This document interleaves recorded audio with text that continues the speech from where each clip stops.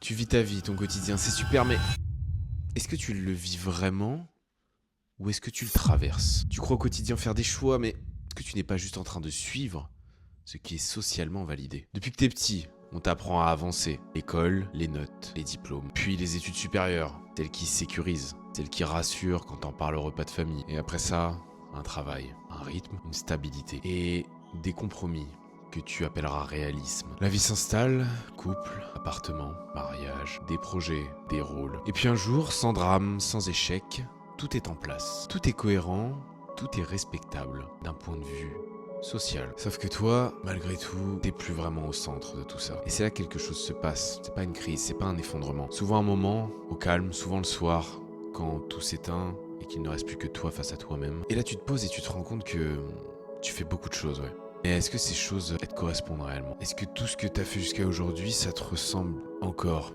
Est-ce que ça t'a déjà même finalement vraiment ressemblé? Ce malaise-là, quand tu te rends compte, je pense pas que ce soit un manque de gratitude, ni même un manque de volonté de ta part. C'est juste ton esprit qui essaie sûrement de te dire que depuis tout ce temps, en fait, tu vis en mode automatique. Ton cerveau répète, il optimise, il avance sans se poser aucune question, tant que tout fonctionne. Mais une vie qui fonctionne, c'est pas forcément une vie vécue. Et à force de t'adapter en permanence, tu commences à douter de toi. Pas brutalement, mais progressivement. Tu fais plus vraiment de choix, tu confirmes juste une trajectoire que t'as prise depuis tant d'années. Les philosophes parlent d'une vie inauthentique. Pas une vie ratée, juste une vie vécue selon ce qu'on fait, plutôt que selon ce que tu es. Heidegger disait que le vrai danger, ce n'est pas de souffrir, mais plutôt de vivre selon le on avance, on verra plus tard, on fera ça en rentrant. Et ce plus tard, c'est le plus grand des procrastinateurs. À quel moment t'as commencé à vivre une vie acceptable plutôt qu'une vie qui te ressemble? Et si personne ne te regardait et que plus rien n'était approuvé, qu'est-ce que tu ferais vraiment demain? Est-ce que les choix que t'as fait depuis toujours seraient les choix que tu déciderais de faire à l'avenir? Je t'attends dans les commentaires.